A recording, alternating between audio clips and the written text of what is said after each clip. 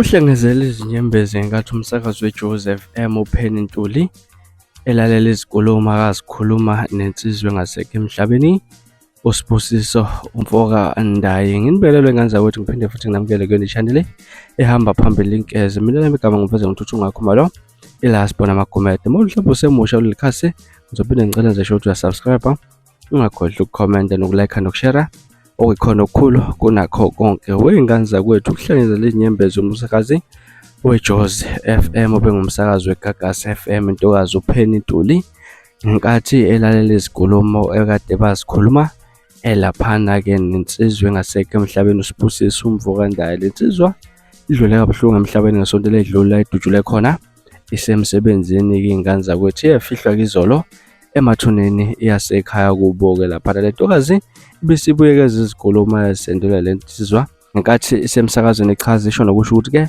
ebengaliphothi uhlelo lakhe lensizwa njalo mase kushaya isikhathi sokusho ukuthi-ke ukusengena uPenny Ntuli bekade enza sure ukuthi-ke uba seduze komsakaza. Ngezikwande ngane zakwethu nazi izinkulumo ekade zilalela uPenny Ntuli kuzwakala kubonakala nokuthi-ke ubuhlungu enhlizweni kuhlengezela izinyembezi-ke laphana-ke ngokudlula emhlabeni ukulahlekelwa lensizwa ekade isibiza ngesoka likaPenny Ntuli ku-TikTok-ke. Nayi ividiyo ephelele ngaza kwethu, ake uyilalele.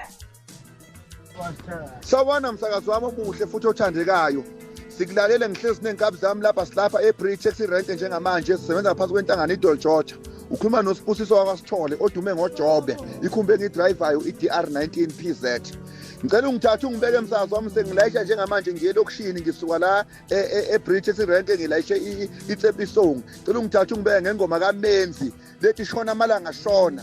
Bese futhi umsakazi wami mfinde futhi ungidlele ngoma le kaMjikelo lethi bayasithakatha. Ngiyacela msakazi wami ungithathe ungibeke ngalezo ngoma lezo msakazi wami omuhle. Kanti akulungi ukudla baphepha. Hayi hey lo sisikhathi osakancane. Akulunge. Lokhu njana awufuna iJoseph empela. Awuzongisathela into akusetwa kanjani? Anivule phela umfazi wami uyangena manje emsebenzini ma. Shayela isikhathi. Anivule Joseph M la. Awungisathela maphepha Joseph M.